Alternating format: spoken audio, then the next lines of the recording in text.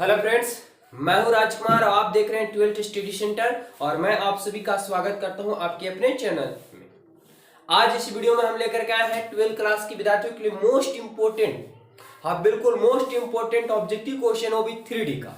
बार बार विद्यार्थियों का डिमांड आ रहा था कि सर 3D समझ में नहीं आ रहा है, इसका ऑब्जेक्टिव लाइए। तो आप लोग को डिमांड पे 3D का ऑब्जेक्टिव लेकर के आया है। अगर आप 12th क्लास की विद्यार्थी है, आपको एग्जाम कुछ दिनों में होने वाला है, तो हमारे वीडियो में बने रहिए क्योंकि यहाँ से 8 से 10 नंबर आपको सीधा मिलने वाला है, बिल्कुल सीधा मिलने वाला है। तो चलिए बिना समय लिए हुए आप लोग को फटाफट से ऑब्जेक्टिव क्वेश्चन क्लियर करते हैं। देखिए सवाल आप लोग को नजर आ रहा होगा, दिया हुआ क्या सवाल विद्यार्थी कि एक सरल रेखा एक्स वाई और जेड अक्षों के धन दिशा के साथ अल्फा बीटा और गामा कोण बनाती है, तो इसका मान क्या होगा। तो जब कोई अक्ष एक्स वाई और जेड अक्षों के साथ अगर अल्फा बीटा थीटा कोण बनाता है तो इसके लिए फॉर्मूला है कि L square plus M square plus N square बराबर क्या होता है 1 होता है साथियों।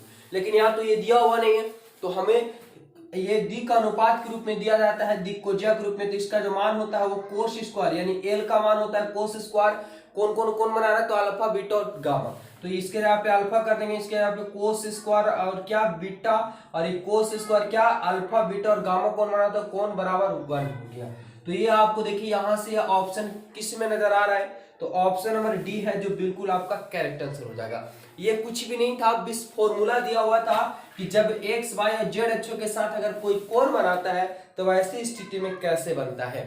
चलिए अगले सवाल की ओर चलते हैं विद्यार्थी। सवाल देखिए क्या बोला है कि मूल बिंदु से, ठीक है, मूल बिंदु से आपसे पूछा है कि -3 -4 और -5 की दूरी। अगर आपसे मूल बिंदु से दूरी पूछ दे तो दूरी बराबर फॉर्मूला होता है साथ ही मूल बिंदु से रहे तो क्या कि X square plus Y square plus क्या होता है जेड स्क्वायर। अगर आपको डबल डबल बिंदु रहे तो इसके लिए फॉर्मूला हम बता चुके हैं। अगर आप लोग पहली बार जुड़े विद्यार्थी तो इसके पहले वाली वीडियो को जरूर देखिएगा जो फॉर्मूला वाला है, क्योंकि उस देखने के बाद आपको इतना मजा आने वाला है कि मत कहिए। क्या होगा कि x1 - x2 का होल स्क्वायर y1 - y2 का होल स्क्वायर z1 - z2 का होल स्क्वायर फॉर्मूला होता है दो बिंदु से रहे तो। लेकिन मूल बिंदु से डायरेक्ट आप कर दीजिए x स्क्वायर y स्क्वायर और z स्क्वायर। x के जगह पे -3 का स्क्वायर, y के जगह पे -4 का स्क्वायर और z के जगह पे -5 का स्क्वायर। आपको पता होगा कि माइनस के स्क्वायर प्लस हो जाता है 3 3 9 4 4 का 16, माइनस के स्क्वायर प्लस हो गया 5 25, जोड़ लीजिए 16 9 25 और 25 50 हो जाता है।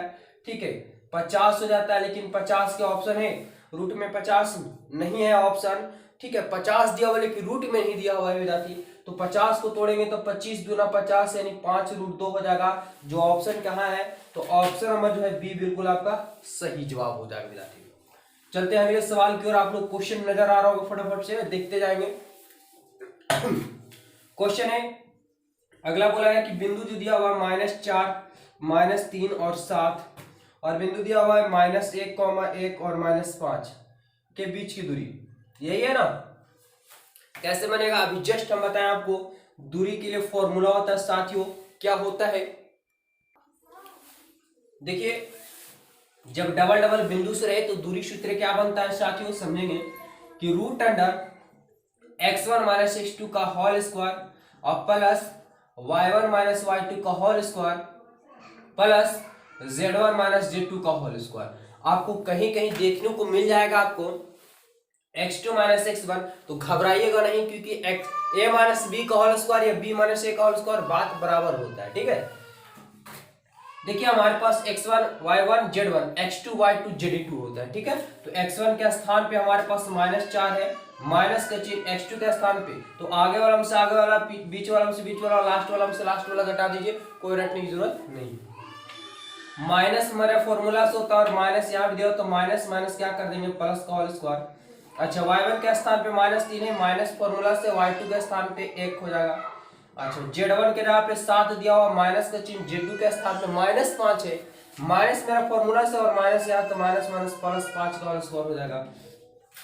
अब जरा समझिएगा कि -4 में से +1 जाएगा तो क्या बचेगा तो -3 बचेगा। तो -3 का होल स्क्वायर -3 और -1 -4 का होल स्क्वायर और 7 और 5 क्या होगा 12 का स्क्वायर, यही होगा ना। अब जरा जानेंगे यहाँ पे कि माइनस के स्क्वायर तो प्लस हो जाता है आपका, तो 3 3 9 और 4 4 का 16 और ठीक है 12 का स्क्वायर 144 हो जाता है।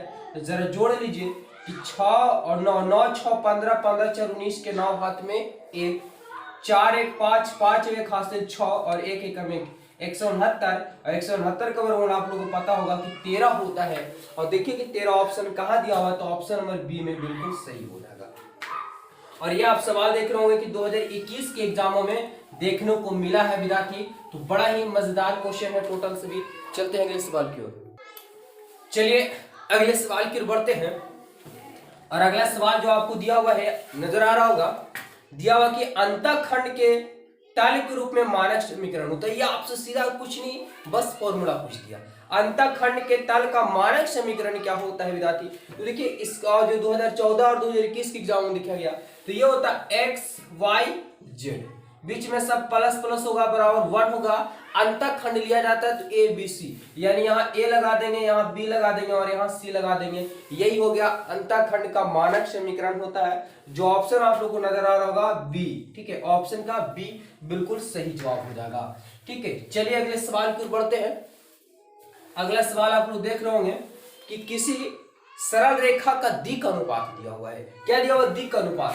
तो दिक् अनुपात हमको दिया हुआ, दिक् अनुपात और दिक् कोसाइन दो होते हैं विद्यार्थी, कंफ्यूजन नहीं हो रहा है। दिक् अनुपात में सिर्फ संख्या लिया जाता है, ठीक है, कितना कितना है, तो 1 3 और क्या है 5 दिया हुआ है। तो इसका दिक् कोसाइन जरा ध्यान दीजिएगा, दिक् कोसाइन कैसे निकलता है, ठीक है, दिक् कोसाइन कैसे निकलता है। तो ये जो माना जाता है दिक् अनुपात विद्यार्थी, इसको इस रूप में हम मान सकते हैं, ए बी और क्या मान सकते हैं, सी के रूप में मानते हैं। तो दिक् के जाए का जो फॉर्मूला होता है कि ए और बटा root under a square plus b square plus c square, comma b बटा root under a square plus b square plus c square. बिल्कुल सभी को फॉर्मूला याद होगा इसका, ठीक है, सी बटा root under a square plus b square plus क्या सी स्क्वायर होता है। तो यहाँ ए का मान कितना दिया हुआ, तो 1 बटा रूट अंडर, तो 1 का जगह पे 1 का स्क्वायर, बी के जगह पे 3 का स्क्वायर और सी के जगह पे 5 का स्क्वायर, कॉमा बी के मान क्या दिया हुआ, तो 3 हो जाएगा और रूट अंडर 1 का स्क्वायर 3 का स्क्वायर प्लस 5 का स्क्वायर, सी के मान 5। फिर से वही बात दोहराएंगे कि 1 का स्क्वायर प्लस 3 का स्क्वायर प्लस 5 का स्क्वायर। आप क्या कर सकते हैं कि एक ही बार निकाल के बैठा देंगे, कोई दिक्कत नहीं है। आपको फॉर्मूला यहाँ पे दे चुके हैं हम। एक देखिए क्या होगा कि 1 3 3 9 5 25, ठीक है, 3 बटा रूट अंडर वही चीज 1 प्लस 9 प्लस 25, ये सब्जेक्टिव बनाने में काम भी आ जाएगा आपको, ठीक है, 1 प्लस 9 प्लस 25, जरा जोड़ लीजिए कितना आएगा, कितना आएगा, तो 25 और 10 35 हो जाएगा, ठीक है, 3 बटा रूट 35, 35 का वर्गमूल नहीं होगा, इसलिए आपका ये यही रह जाएगा। क्या कहीं पे नजर आ रहा है ऑप्शन में 1 3 5 1 3 5 root root 35 35 35, option number A नजर आ रहा होगा विद्यार्थी, बिल्कुल सही जवाब हो जाएगा। और ये 2016 और 2020 के एग्जामों में देखने को मिला था और बिल्कुल ऐसे सवाल आपको एग्जाम में देखने को मिलेंगे। तो वीडियो अच्छा लग रहा हो तो वीडियो को जरूर लाइक कीजिए और चैनल में पहली बार जुड़े हैं तो चैनल को सब्सक्राइब कर लीजिए, क्योंकि जल्दी आप लोगों के बीच में रेगुलर कंटेंट हम देने वाले हैं। थोड़ा समय की नहीं मिल पा रहा है, जिसकी वजह से हम आप लोग को रेगुलर क्लास नहीं करवा पा रहे हैं। देखिए YH पूछ दिया कि YH का दिक् को ज्याय क्या होगा, बस क्या पूछा है कि दिक् को ज्याय, है ना, दिक् को ज्याय क्या होगा। तो इस जब भी ऐसा क्वेश्चन देखने को मिले तो ऐसे सवाल में आपको रटने की जरूरत नहीं, बस ऑप्शन देखिए और ध्यान से लगाइएगा।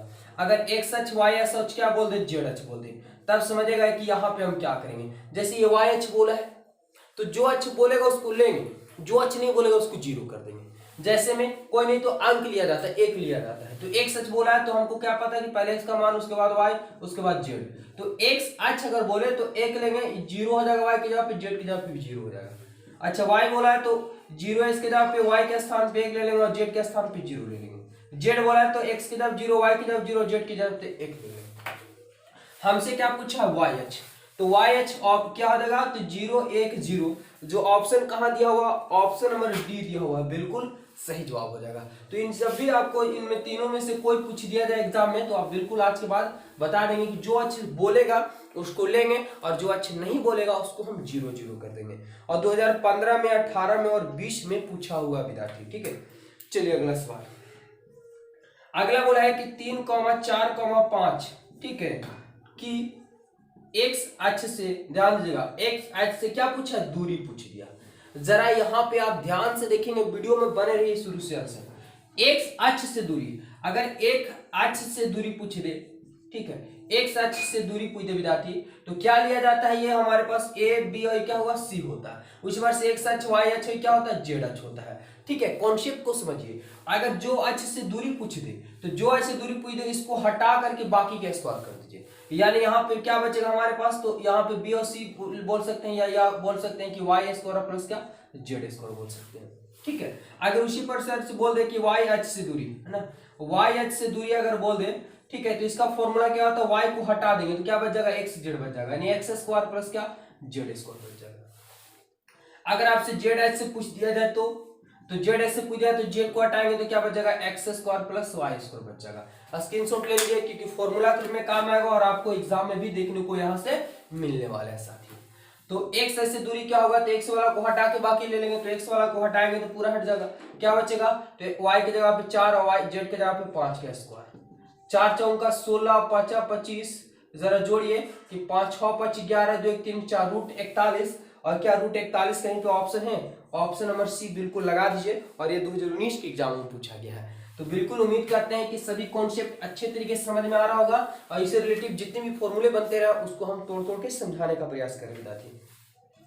देखिए अभी जो सवाल देखें कि जेड अक्ष की दिख, अभी जेड अक्ष अभी जस्ट आप लोग को हम सामने बता गए थे कि जो अक्ष बोलेगा उसको एक लेना है, अगर दिख को ज्यादा पूछ दिया जाए तो, ठीक है, तो जेड अक्ष पूछा तो एक्स वाई जेड होता है, यानी एक्स नहीं दिया हुआ, वाई नहीं दिया, जेड पूछा है तो जेड के बारे में एक ले लेंगे, और देखिए कि 0 0 1 कहाँ पे ऑप्शन है, तो ऑप्शन नंबर डी है जो बिल्कुल सही जवाब हो जाएगा। ठीक है, कितना इजी बन रहा है टोटल। चलिए आगे सवाल की ओर बढ़ते हैं, और सवाल देखिए अगला बोला है कि एक्स वाई तल, ठीक है, एक्स वाई तल का समीकरण।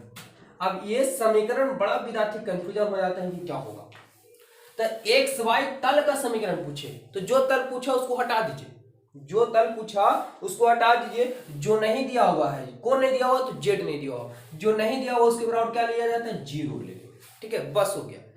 जो तल बोले, ठीक है, जो तल नहीं दिया उसके बराबर सिर्फ क्या लेना है, 0 ले लेना है।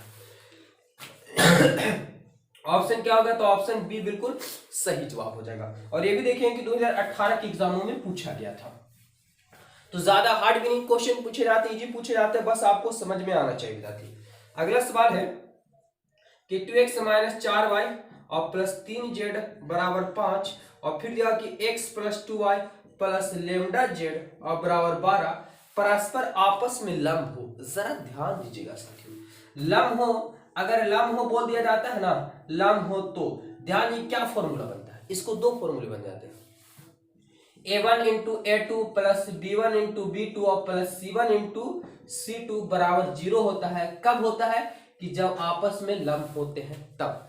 तो इसको हम a1 b1 c1, ये क्या हो जाएगा, a2 b2 और क्या हो जाएगा हमारे पास c2 हो जाएगा। ठीक है, जब भी ऐसा सवाल देखने को मिले तो, या L1 L2 M1 N2 N1 N2 बराबर 0, जब लंब की स्थिति में पाया जाता है तब क्या होगा विद्यार्थी, तो यहाँ पे हमारे A1 की जगह पे 2, A2 की जगह पे कुछ नहीं, तो कितना गुणांक दिया होगा 1, अच्छा B1 के स्थान पे -4, अच्छा B2 के स्थान पे क्या हो जाएगा 2, C1 के स्थान पे 3 और C2 के स्थान पे लैम्डा, और बराबर कुछ नहीं तो 0 हो जाएगा, है ना। तो क्या होगा, 2 गुने करेंगे 2 हो जाएगा हमारे पास, और प्लस माइनस माइनस 4 दूना 8 हो जाएगा, 3 गुने लैम्डा करेंगे 3 लैम्डा, ठीक है, 3 लैम्डा और बराबर 0। ठीक है, अब यहाँ पे 2 में से -6 हो जाएगा, सॉरी -8 जाएगा तो -6 हो जाएगा, प्लस 3 लैम्डा बराबर 0। अब 3 लैम्डा का हमको मान निकालना है, तो प्लस इधर जाएगा तो सॉरी माइनस इधर तो प्लस में लैम्डा निकालेंगे तो 6/3 गुना कोटा भागा 3 गुना 6, यानी लैम्डा बराबर 2 हो जाएगा। जो 2 ऑप्शन कहाँ पे नजर आ रहा है, तो ऑप्शन नंबर बी। अरे क्या बात है, आज सिर्फ ऑप्शन बी और बी देखने को मिल रहा है। ये 2018 के एग्जाम में पूछा गया था, और 2018 के एग्जाम में बहुत ही हार्ड लेवल के क्वेश्चन पूछे गए थे विद्यार्थियों को। ठीक है, बहुत ज्यादा यहाँ से देखने को मिले थे जो बड़ा कंफ्यूज, क्योंकि ये जो 3D चैप्टर है ना, जो समझ जाते हैं उसी के लिए आसान है, बाकी के लिए हार्ड ही होता है। चलिए अगला सवाल है, क्वेश्चन नजर आ रहा होगा, दिया हुआ कि 4 3 7 और फिर दिया हुआ है कि -1 है, फिर दिया हुआ 1 -1 और -5 के बीच की दूरी। ठीक है, दूरी पूछा है, और ये 2016-2018 के एग्जामों में दिया गया था। आपको सीधा हम बता दें कि दूरी अगर डबल बिंदु से पूछे तो क्या लगाना है, कि x1 - x2 का होल स्क्वायर और प्लस क्या कि y1 - y2 का होल स्क्वायर, और फिर क्या तो z1 - z2 का होल स्क्वायर। यही होता है ना, बिल्कुल यही होता है। अब समझिए कि आगे वाला में से आगे वाला घटाना, बीच वाला में से बीच वाला, पीछे वाला में से पीछे वाला, कोई फॉर्मूला नहीं, डायरेक्ट बना सकते हैं। तो 4 में से कितना जाएगा, माइनस फॉर्मूला क्यों हुआ, 4 में से क्या, तो 1 चला जाएगा। y1 के स्थान पे 3 है, माइनस y2 के स्थान पे माइनस 1 है, और माइनस मेरा पहले से दिया होता है इसलिए प्लस हो जाएगा। z1 के यहाँ पे 7 है, माइनस और माइनस हमारे पहले से दिया हो तो माइनस प्लस होल स्क्वायर हो जाएगा। लगता है कि ये क्वेश्चन दोहरा रहा है क्योंकि एक बार जस्ट अभी तुरंत हम बना के गए। 4 में से गया तो 3 का स्क्वायर हो जाएगा, 3 में क्या हुआ 4 का स्क्वायर हो जाएगा, और 7 5 12 का स्क्वायर हो जाएगा। 3 3 9 4 4 16 प्लस 12 का स्क्वायर 144, और ठीक है 16 9 25 और प्लस 144। तो इजी आप लोग जोड़ लेते होंगे, ठीक है। देखिए कि 5 और 4 9 हो गया, 4 और 2 6 हो गया, 1 169 का वर्गमूल 13 हो गया। क्या 13 ऑप्शन है, 13 ऑप्शन सी। लगता है ये क्वेश्चन डबल डबल मैच कर गया, ठीक है, डबल डबल मैच कर गया, और 2016-18 में पूछा गया था। चलिए आगे चलते हैं और अगला देखेंगे। अभी बहुत सारे क्वेश्चन बचे हुए हैं, अभी तो एक से एक कॉन्सेप्ट आना बाकी है विद्यार्थी। बहुत कुछ नहीं रहता लेकिन हाँ बहुत कुछ है। सवाल है अगला कि दो परस्पर रेखाएं का दिक् अनुपात दिया हुआ L1 M1 N1, ठीक है, L2 M2 N2, दोनों सरल रेखा परस्पर लंब होगी। अभी जस्ट हम बता के गए कि लंब होगी तो क्या होता है A1 इंटू A2 और B1 इंटू B2 और प्लस C1 इंटू C2 अगर दिक् का अनुपात रहे, ठीक है, लेकिन लंब की स्थिति में रहे तब। लेकिन यहाँ पे हमको दिक् का अनुपात के रूप में LMN दे चुका है, कोई बात नहीं। तो एक A1 के जगह पे क्या होगा L1 इसको L2, इसमें क्या होगा M1 इंटू M2 और इसमें क्या होगा N1 इंटू N2 बराबर क्या होना चाहिए, 0 होना चाहिए, ठीक है। अगर लंब होंगे तब ये विद्यार्थी बैठता है, ठीक है। चलिए आगे बढ़िए। तो ऑप्शन क्या होगा, तो ऑप्शन जरा देख लीजिए। ऑप्शन नंबर ए आपका बिल्कुल यहाँ पे सही हो जाएगा लंब के रूप में। आगे बढ़ते हैं और इसमें ऑप्शन भी बड़ा कमाल के था, समानांतर के लिए है ना, अभी आएंगे तो हम आप लोगों को समझाएंगे। फिर किसी सरल रेखा का दिक् अनुपात दिया हुआ ए बी और क्या दिया हुआ सी दिया हुआ है, तो इसकी दिक् को ज्यादा क्या होगी। देखिए बड़ा सवाल इंटरेस्टिंग है विद्यार्थी। इसका जो होगा आपका क्या निकलता है कि ए बटा root under a square plus b square और प्लस क्या सी स्क्वायर, बी बटा वही चीज आएगा और सी बटा वही चीज आएगा। लेकिन ऑप्शन में तो नीचे एक दिया हुआ नहीं है, तो जरा ध्यान है कि जो बात ये रहता है वही बात ये सेम रहता है, वही बात यहाँ भी सेम रहता है। अच्छा ऑप्शन जो है, ऑप्शन कौन सा होगा, ठीक है, तो ऑप्शन जो है सिर्फ बी नहीं होगा। क्यों बी नहीं होगा, क्योंकि ए बी के स्थान पे एक एक दिया हुआ है, तो बी तो आपका कट गया। अच्छा ऑप्शन सी नहीं होगा क्योंकि एक बटा दिया हुआ, क्योंकि रूट में होता है नीचे। अच्छा ऑप्शन डी की बात है, ऑप्शन ए और डी में दिक्कत है। तो ऑप्शन डी में कि ए बी सी, नीचे में आप लोग देख रहे हैं कि root under a square sigma a square sigma b square sigma c square, तो ए बी सी नहीं है, बिल्कुल सब नीचे वाला सब क्या होता है सेम होता है, तो ऑप्शन डी भी नहीं होगा। तो ऑप्शन क्या होगा, ए बिल्कुल सही हो जाएगा, ठीक है, कि ए मतलब सबको इतना फॉर्म क्या मान चुके, ए मान चुके, तो ए भी ए हो गया, तो ए भी ए हो जाएगा। क्लियर है। चलिए आगे बढ़ते हैं और आगे देखेंगे। क्वेश्चन नंबर 15 की ओर चल चुके हैं विद्यार्थी कि एक सरल रेखा दिया हुआ कि अल्फा बीटा और गामा से गुजरती है। अल्फा बीटा और कहां से, अल्फा बीटा और कहां से, गामा से गुजरती है, और इसका दिक् को ज्या है ना, दिक् ध्यान दीजिएगा क्या दिया हुआ, दिक् को ज्या दिया हुआ है कि दिक् को ज्या एल एम और क्या दिया हुआ एन दिया हुआ है, तो इस है ना, तो सरल रेखा का समीकरण आप लोगों को पता होगा। सरल रेखा का समीकरण होता है विद्यार्थी, सरल रेखा का समीकरण जब एक बिंदु से गुजरता हो उसका दिक् अनुपात दिया हो, क्या होता है x माइनस x1, ठीक है, x माइनस x1 बटा एल, ये दिक् अनुपात के दिक् को ज्या के रूप में लिया जाता है, ठीक है। यहाँ पे ए भी लिख सकते हैं अगर दिक् अनुपात रहे तो। फिर होता है y माइनस y1 बटा क्या m, और फिर हो जाता है z माइनस z1 बटा n हो जाता है। अब यहाँ पे x माइनस x1 के स्थान पे क्या दिया हुआ था, अल्फा दिया हुआ बटा एल। अच्छा y1 के स्थान पे बीटा ले लेंगे और बटा m, और यहाँ पे z1 के स्थान पे गामा ले लेंगे बटा n हो जाएगा। अब जरा देखिए कि कौन सा हो जाएगा, तो ऑप्शन हमको नजर आ रहा है, ऑप्शन नंबर बी बिल्कुल आपका सही हो जाएगा। और ये 2017 के एग्जामों में देखने को मिला था विद्यार्थी। तो मजा आ रहा होगा, उम्मीद करते हैं कि सभी विद्यार्थियों को समझ में आ रहा होगा। अगर आप लोग 3D से परिचित नहीं है तो आप हमारे चैनल में जाइए, ठीक है, और आप उस वीडियो को जरूर देखिए जो आपको काफी फायदेमंद करेगा, ठीक है, क्योंकि वहां पे फॉर्मूले से रिलेटेड जितने बनते हैं टोटल कॉन्सेप्ट हम दे चुके विद्यार्थी। अगला दिया हुआ कि 7x और प्लस 4y और माइनस 2z और प्लस 5 बराबर 0 दिया हुआ है। क्या पूछा है कि दिक् अनुपात, अरे वाह, दिक् अनुपात पूछा है। तो दिक् अनुपात बेसिक कुछ नहीं होता है, जैसे ax प्लस by और प्लस cz प्लस डी बराबर 0 होता है। तो ए बी और सी यही होते हैं, ए बी और क्या निकलता है, जो एक्स का गुणांक, वाई का गुणांक और जेड का गुणांक होता है, यही दिक् अनुपात होते हैं। तो यहाँ दिक् अनुपात क्या हो जाएगा, 7 हो जाएगा, फिर क्या होगा 4 हो जाएगा, फिर क्या होगा तो -2 हो जाएगा। यही देखिए ऑप्शन कौन सा है, तो 7, 4, -2, ऑप्शन नंबर ए बिल्कुल सही हो जाएगा। कितना इजी है ना, बिल्कुल इजी है। बिल्कुल विद्यार्थी, वीडियो अच्छा लगा हो तो वीडियो को जरूर चैनल को जरूर सब्सक्राइब कीजिएगा। और अगला देखिए, फिर से पूछा है एक सच, तो एक सच के लिए बोलता है तो हम क्या बताए थे कि जो अच बोलेगा उससे लेंगे और जो नहीं बोलेगा उसको 0 कर देंगे, यानी 1 0 और 0। और ये भी 2011 और 16 में पूछा गया था। मतलब बार बार कहने का मतलब हुआ कि क्वेश्चन घुमा घुमा के सिर्फ आपको बेड़ा जा रहा है, नहीं वही चीज पूछा जाता है अगर आप कॉन्सेप्ट पकड़ लेते हैं तो। और देखिए सवाल नंबर 18 पहुंच चुके विद्यार्थी कि यदि एल एम एन एक सरल रेखा का दिक् को ज्याय दिया हुआ है तब क्या होंगे। बिल्कुल अभी जस्ट हम आप लोगों को पढ़ के बताए थे स्टार्टिंग, सबसे पहला क्वेश्चन कि L square M square plus N square क्या होता है, 1 होता है। इसके स्थान पे अगर कोण बनाएंगे तो cos square alpha plus cos square beta plus cos square gamma लिया जाता है बराबर 1। ठीक है, तो ऑप्शन मिला लेंगे, ऑप्शन कहाँ पे हो जाएगा, तो ऑप्शन नंबर डी हो जाएगा। ठीक है, आगे बढ़ जाते हैं। अगला देखिए विद्यार्थी क्या हुआ कि एक सरल रेखा दिया हुआ है कि 2, -1 और 3 से गुजरती, ध्यान दीजिएगा इसको गुजरेगा, गुजरती है तो कहाँ रखेंगे, ऊपर रखेंगे, फॉर्मूला जो लिखे थे। ठीक है, इसके पहले वाला क्वेश्चन। और इसका दिक् अनुपात दिया हुआ है, ध्यान दीजिएगा दिक् अनुपात क्या दिया हुआ है, तो 3, -1 और 2 है, तो इसका सरल रेखा। जरा बताइए कि सरल रेखा का समीकरण क्या पड़ेगा। हम आप लोगों के बीच में जल्दी जल्दी बताने का प्रयास कर रहे हैं क्योंकि समय नहीं है विद्यार्थी, और समय लेना नहीं चाहते हम आप लोग से ज्यादा। तो क्या होता है कि बताया जस्ट कि x - x1 बटा a और y - y1 बटा, यहाँ पे आप चाहे तो l कर सकते हैं, m कर सकते हैं, और यहाँ पे क्या कर सकते हैं z - z1 बटा, ठीक है, n, l m n, यानी यहाँ पे दिक् अनुपात के रूप में गिना जाता है। ठीक है, यानी a b c भी कर सकते हैं, कोई दिक्कत नहीं है। जो गुजरेगा बिंदु उसको ऊपर लिखेंगे, जो दिक् अनुपात रहेगा दिक् को जाएगा नीचे लिख देंगे। ठीक है, तो कहां से गुजर रहा है, x का मान, y का मान, z का मान, यानी x1 y1 z1 हो जाएगा। ठीक है, क्या आ जाएगा, x1 के जगह पे 2 और बटा l, लेकिन ठीक है बिल्कुल सही है। और सर यहाँ पे l के स्थान पे क्या मान दिया हुआ है, तो ये जो हमारे पास ये हो गया, हमारे पास दिक् अनुपात l m और हम l मान चुके हैं, और जो बिंदु गुजरी है वो x y z हो जाएगा। ठीक है, तो L1 के स्थान पे यहाँ कितना हो जाएगा, 3 हो जाएगा।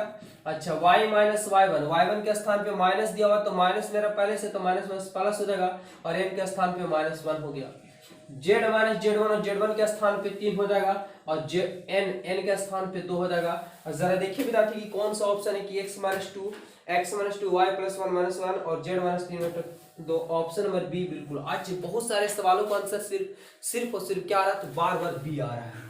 ठीक है, उम्मीद करते हैं कि समझ में आ गया होगा। और ये सवाल हम बताएं, अगर कोशिश करें तो 2016 के एग्जामों में देखने को मिला था विद्यार्थी। और चलते हैं अगले सवाल की ओर बढ़ते हैं। ऐसा करते कि इस वीडियो में इतने रह देंगे क्योंकि वीडियो काफी लंबा हो जाएगा। ठीक है, इसका पार्ट 2 हम क्लियर कर देंगे क्योंकि बहुत कुछ नहीं बचा हुआ है, और बहुत लगभग कुछ एक वीडियो और बनेगा जिसमें आपको टोटल ऑब्जेक्टिव और क्लियर हो जाएंगे। तो चैनल को जरूर सब्सक्राइब कीजिएगा, इसका पार्ट 2 जरूर आएगा लेकर के हम आ रहे हैं विद्यार्थी। धन्यवाद, मिलते हैं नेक्स्ट वीडियो में।